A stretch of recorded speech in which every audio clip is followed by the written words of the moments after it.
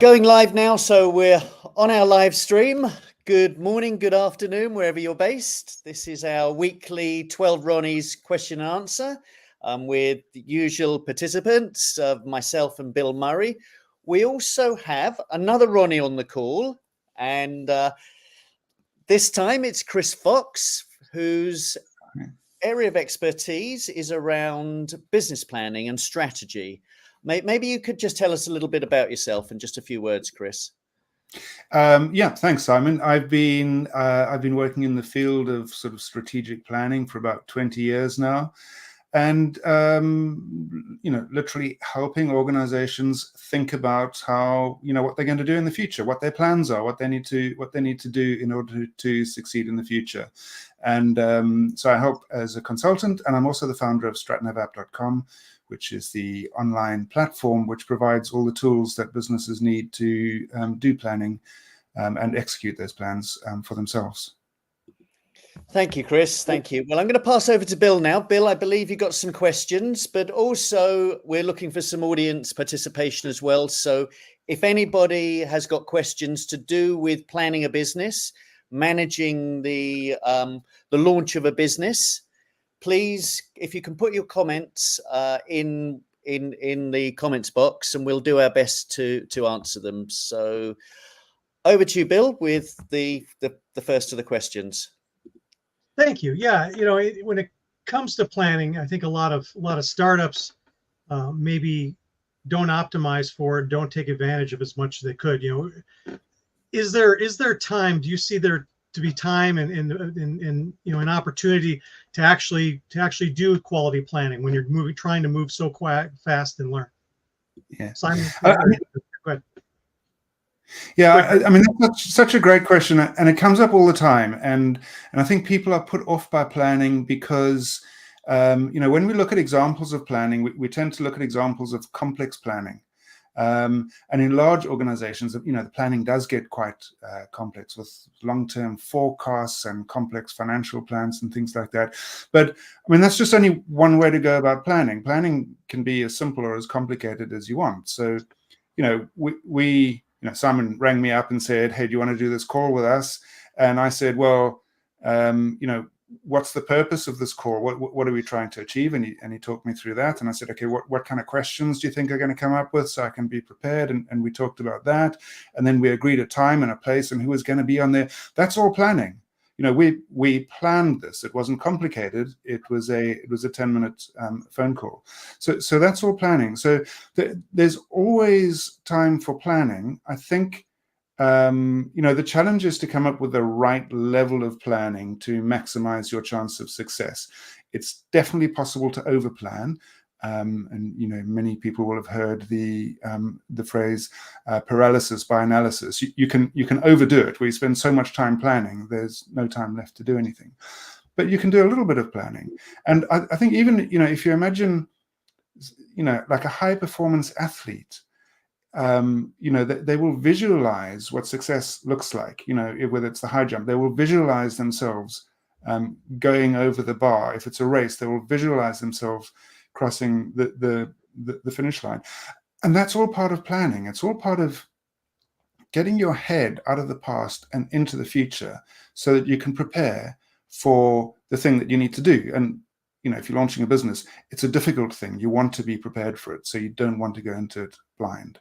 But you've got to match the level of planning you do with the complexity and the difficulty of the thing that you're undertaking. Thank you, Simon. Oh, so I don't really have anything to add to that one, Bill. To be honest, Chris has sort of I think covered that about the fast pace planning side of things. Sure. Well, so thinking about different fidelities of planning, what would be one thing we talk about a lot is a launch plan. So maybe talk a little bit about what would a launch plan look like, or what different types of launch plans would look like. What kind of things do you need to do? Is it dynamic? Is it static? How do you interact with such a thing? Yeah. So I think again, horses for courses. The simplest kind of a plan is literally a list of things to do. checklists. People find checklists quite useful. You know, there are 10 things I need to do before I launch my business. That would be a great starting point. I would call that a plan. I would probably then go a step further and say, well, let's be clear about who's going to do them, what order or when they're going to do them, and depending on the environment, you know, how much is it going to cost, how long is it going to take, and importantly, why is that the right thing to do, and what outcome are we doing? But it can be a simple list of things to do, and the advantage of writing down your list, you know, are fairly straightforward, I think. One is, if you write down everything you need to do, you're much less likely to forget something important when you're really under pressure. And of course, if you're going to work with someone else, say a co-founder or a mentor or an advisor or an early employee, having it written down just makes it so much easier to communicate. So absolutely start off thinking of it as a list of things to do, and add to or add around that as you need to. Exactly what goes on the list depends on the business that you're trying to do, obviously. If you're trying to launch a business to import and sell goods from another country, you're going to have a very different plan to if you're trying to launch a software product, for example. And that's the benefit of planning. You're working out what you need to do for this specific business, as opposed to some generic checklist you've got off the internet. Simon, would you like to add anything to that? Yeah, I've actually just really following on from what Chris said there. It is horses for courses with plans, but what I've found with 12 Ronnies is when we've been talking to people about planning the launch of their business, it seems that most people do generally operate off a checklist rather than a strategic plan. So the only times they seem to write a fully blown strategic plan is if they're trying to raise investment. And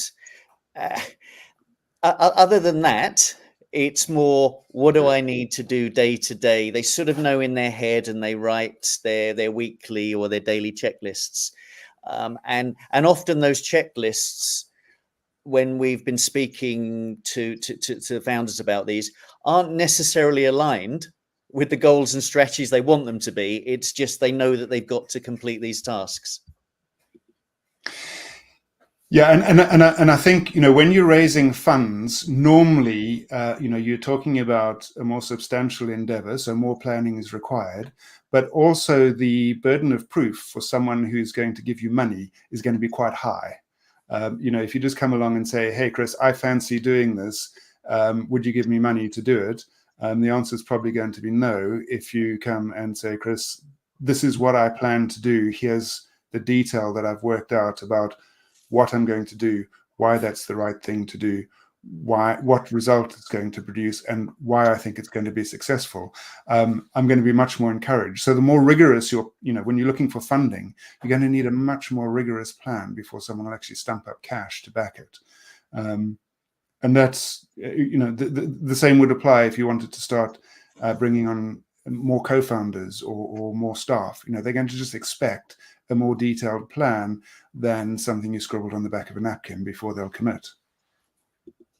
So with reference to you know, to that more detailed plan, I had a question. I've got some questions very similar from Chris as well here through LinkedIn. In an effort to make that plan useful and worth more than the paper that it's written on, where do you find the data to validate assumptions and to kind of build that plan? Chris is asking about market research, key milestones. How do you put that all together into something that actually serves you instead of you having to serve it? Yeah, I mean, I think sources of data, of course, is such a great challenge, particularly when you're trying to do something that's really new and novel. Obviously, you know, if you're opening a corner cafe, which is, you know, a fairly well understood and fairly well trodden path, you can probably find lots of data from people who've done it before. If you're trying to do something completely new, you have to collect data from all sorts of different sources.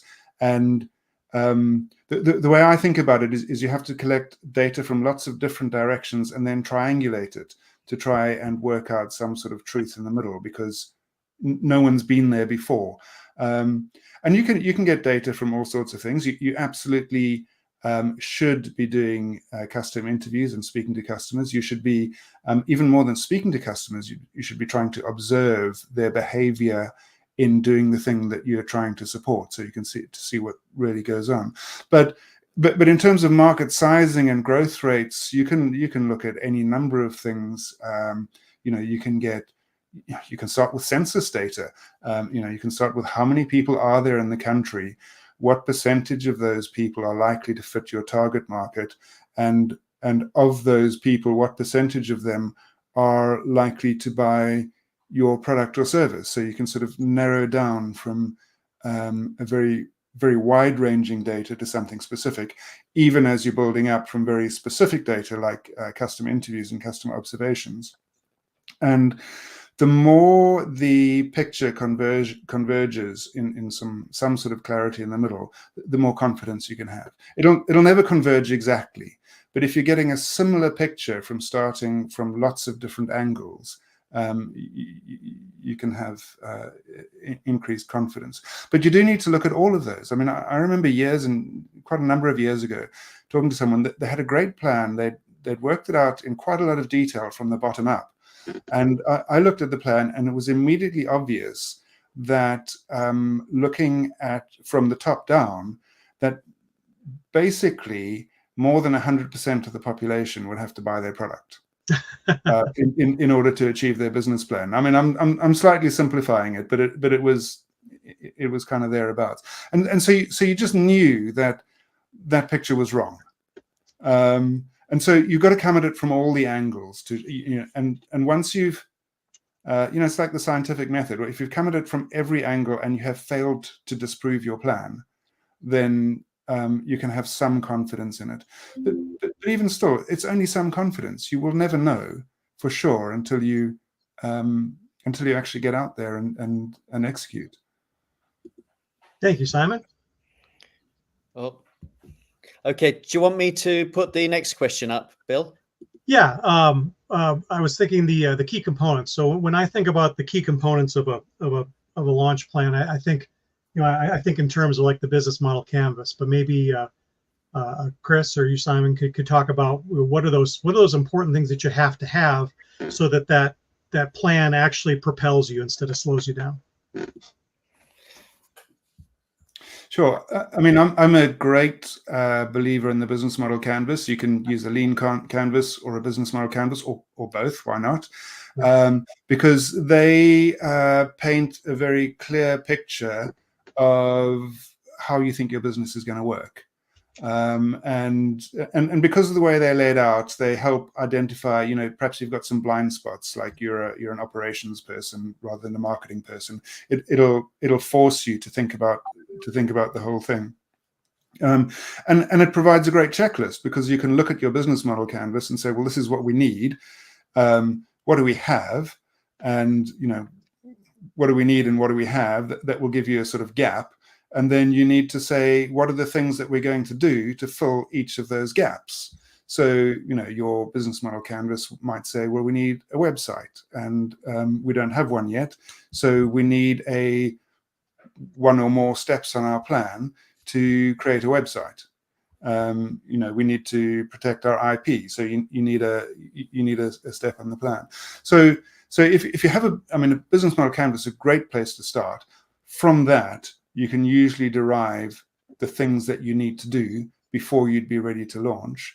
And the other thing that I always think that you should have before you pull the trigger, as it were, is you should have a clearly mapped out roadmap of what success will look like, not in terms of what you will do. So that's what the activities from the business model canvas will give you, the steps, not just the steps that you need to take, but what you're expecting to get in return. And, for a new business, that could be how many customers are you expecting to win in your first, second, third, etc. year? What revenue are you expecting to generate from them? What costs are you expecting to incur? And you want to map that out fairly simply. It doesn't have to be overly complicated, so that when you start to launch your business, you can see whether it's working or not. Are you getting the numbers of customers that you're expecting at the cost that you're expecting to get them? And if not, what are you going to do about it? Obviously, if you're getting more customers at less cost, that's a great outcome. But more often than not, you're getting fewer customers at greater cost, and then you need to be ready to adapt, because a plan is a picture of the future. But there's lots of sayings, no plan survives first contact with the enemy or the customer, etc. The other one, slightly more colorful, is the Mike Tyson one. Everyone's got a plan until they get punched in the mouth. As soon as you go live, what happens will be slightly different to what you anticipated. And having that plan allows you to recognize earlier rather than later whether things are going the way you thought they would and whether you need to make a change or not. If you don't have the plan, it's kind of hard to know whether things are working or not. If you have a plan, it'll be very clear where things are working or not. And if they're not, you need to take action really quickly. Well, that's fantastic. Thank you. When you mentioned that, as far as setting those goals, OKR is something I like to use, the objective, a key result, because it sets a time boxed objective and then actually a metric that you can say, hey, either we're hitting it or we aren't. So Absolutely. Thank you, Simon. Okay, I just wanted to add a little bit to the key components of strategic plan, just to build on something Chris said. From my experience of some of the plans I've seen, and I will go back to my point that most plans I've seen are for investment purposes, so they're often fantasy business plans. They're I'm going to penetrate $1 billion market in the next 3 years and get 9% penetration and provide the investor with 10 times return in 3 years, and all of these great things that the investor wants to hear, but sometimes they're not really based in reality. They're projections and they're full of budgetary. This is what we're going to spend on marketing, and they're fantasy business plans, in my opinion.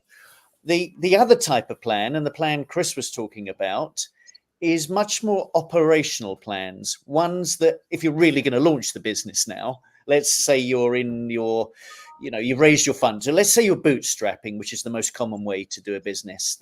These are now plans that don't have budgets in there. This is what I'm going to spend in July on getting my first customers, and this is what I've got to spend with my social media people to get there, and this is how I need to get to the next stage in my strategy. And those operational plans are very different to the usual business plan that goes to investors. So I just wanted to add on to that. I don't know whether you've got anything to say to that, Chris. Yeah, I mean, I think there's purposes and audiences for plans, and we all represent ourselves differently to different groups of people. What we tell our friends versus what we tell our colleagues versus what we tell our investors. I don't want to accuse anyone of deliberately lying, but we tell the stories that we need to tell to the people that we need to tell them. Well, one thing I would add, you say they're not budgets. It's what we're going to spend on marketing in our first month, not a budget.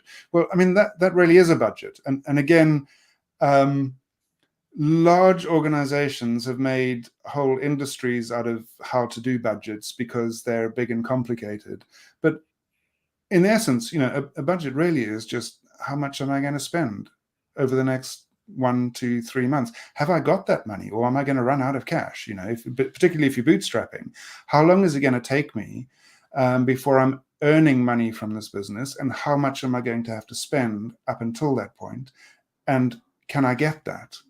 And so it's mapping out and imagining how the future might unfold that allows you to satisfy yourself that you can answer those questions, and that you do have enough money to actually start this business and get it to the point where it's returning money back to you.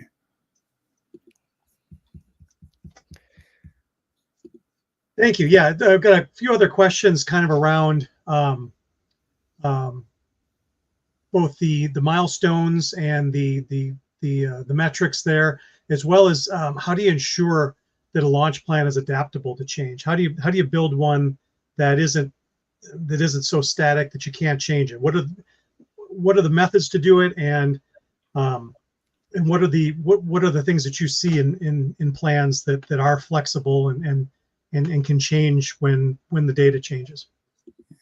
So, I mean, so the first thing is you want your plan to be as short and to the point as appropriate. So if you have a relatively small business and you've got 1,000 pages of planning, 1,000 pages is really hard to change, because it's a lot of work to change it. So if it's only as long as it needs to be, depending on how complex your business is, that's a good starting point. But the other thing that I think is important is your plan should include not just the actual plan, what you need to do, who needs to do it, when do they need to do it, but also the why and the assumptions that went into that, and the indicators about whether it's working or not. So that as you're executing, you want as quick feedback as you can about whether your plan is working the way you intended, and then if it's not, you want to have documented your assumptions and your logic, so you can go back to it and say, well, what did I misunderstand, or what did I get wrong when I was imagining it, so I can work out the change to make as quickly as possible. And then absolutely you need to change it. I've seen a lot of people just plow on because they said, well, we plan to do this, so now we must carry on doing it. And the key thing is, as soon as you know it's not working, stop, replan, head off in a different direction. Don't ever think that just because you've got a plan, you need to execute it. Change it as soon as you can. Never get attached to your plan is perhaps a way to do it, right? Your plan is not your business. Your plan is just one possible future. And if that's not working out, you need to change it as quickly as you can for your business to survive. Yeah, never fall in love with solutions, fall in love with outcomes and problems. So and that's where OKR I think comes in again, because OKR is great because you can have them daily, weekly, monthly, quarterly, annually. Hey, by this time we're going to achieve this as measured by this, and that is in stone. And when you get to that point and you measured it and the measurement isn't there, then that has to be that point where you remove that attachment and you ask why aren't we achieving the thing that we should be achieving? Yes. And then recalibrate, right? Don't, so let's say, we said we were going to have 1,000 customers by June and 5,000 customers by December. If you get to June and you've only got 100 customers, don't just willy-nilly assume we're still going to have 5,000 by December. I mean, that seems highly unlikely because there's something fundamentally, things are fundamentally different to what you anticipated. So don't just carry on making that assumption. You need to recalibrate. Maybe that means you need additional funding. Maybe it means you need to change your marketing strategy. Maybe it means you need a new manufacturer or supplier at a lower cost. You have to start making decisions rather than just saying, let's assume we'll recover later, because you're kidding yourself. And I think fundamentally that's what a plan should be. It needs to be a story that you can believe about the future and that you're not kidding yourself. You need to have examined it in enough detail that you say, I think this is plausible. And then you hit your first milestone and you say, I think it's still plausible, or no, I don't think it's plausible anymore. We have to come up with a new plausible plan or abandon. Excellent. Thank you. Yeah. We had another question about when do you know it's kind of time to scale, and it's similar to this one that I have here. Is when does the plan change from a launch plan to a business plan? When do you know that you've made it in that startup space? Because a startup is different than a business. A startup is a learning vehicle, and a business is a money making vehicle. When do you make that jump? Yeah, I mean, to be honest, I think we attach all sorts of labels like startup and scale up and launch and those kind of things. And we can make those labels mean whatever you want. But for me, key things are at what point do you have real customers? because until that point, it's all hypothetical. Once you've got real customers and you have commitments to those customers, right? Your product has to work, or they're going to be very disgruntled, or possibly even sue you, or leave, or whatever the case. That suddenly becomes very real. Up until then, it's all safe.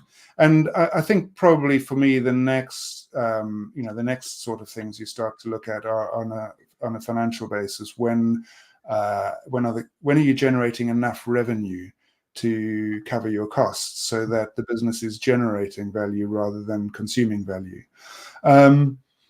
And I'm sure if we look up the textbooks, we'll find definitions of all sorts of stages in between. But those are the two key ones I would focus on. Just another interesting story, by the way. I remember doing some work with a startup, and I was looking at their plans, and I said, "Oh, I found a problem in your plan." This was a software business. I said, "I found a mistake in your plan.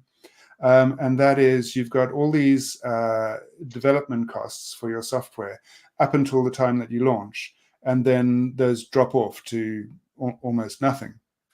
And they said, no, that's deliberate, because at that point we'll have developed the software, so we won't need developers anymore. And I was like, well, hang on, you're going to need many more developers, because all of a sudden you're going to have customers using your software, and they're going to be coming up with problems or new requirements or things they don't like. And you better be ready to respond, because your business is not going to stop at that point. Not only had you better be ready to respond really quickly, but it's a lot harder to make changes to the business once it's launched and you have real customers than it is when you're in sort of development mode. So, again, that's the kind of thinking that I think needs to go into a plan, so that you've thought about that before you get to that point, and you don't suddenly realize that your customers are now suddenly placing all these demands on you that you just hadn't anticipated. You've spent all this money developing the software, customers are now placing all these demands on you, and you've allocated, you've got no money left to satisfy them, and your business will just fail at that point. Yeah, you're never done building your business. No. Also, just on the question of launch plan to business plan, because I get this a lot with 12 Ronnies when we talk about we work with the pre-launch ecosystem. So we do a lot of work at the idea validation stage to make sure that it's, they've got evidence there's a customer need before having to build a big plan and launch a business. And I get this, well, so can you work with us? We've already incorporated our company, and we've already built a product. And I'll usually say, well, have you got any customers? Is anybody paying you? And they're like, no, but we've got a limited liability company. And I'm like, you haven't really launched to customers yet. You put a structure in place. That's in our view, that's not really a business launch. That's something procedural. And there's something else in what you're saying as well. So, one of the aspects of planning is sequencing. What do you do first and what do you do second? And, as a general principle, I would do all the things that generate information first and all the things that cost a lot of money last. So, incorporating doesn't cost a lot of money, but it doesn't generate any information either. So, it wouldn't be the first thing. Customer research, particularly if you can do it relatively cheaply, which you mostly can these days, generates a huge amount of information. So do that early on, get the validation. Building websites and products and customer service things, you want to plan for those. You want to know how much you anticipate spending on them, but don't spend the money until you have to, because something may happen that you realize, oh, I wish we hadn't done it that way, but now you spent all that money and it's too late. You can't get that back. Well, I'm sorry, gentlemen, this is a fascinating conversation, but we're out of time for this week's live stream. To the audience, if you still have questions about planning the launch of your business and how you operate the plan, feel free to still put them in the comments, and we can come back afterwards and address them in textual answers or post a video against them. So, Bill, thank you very much for asking the questions this week. Really appreciate it. And next week we'll we'll progress on to a different subject. But again, if anything to do with launch planning, please put them in the comments in this stream. Thanks, guys. Great to chat to you guys again. Thanks a lot. Thank you. Cheers. Bye. Okay, I've ended the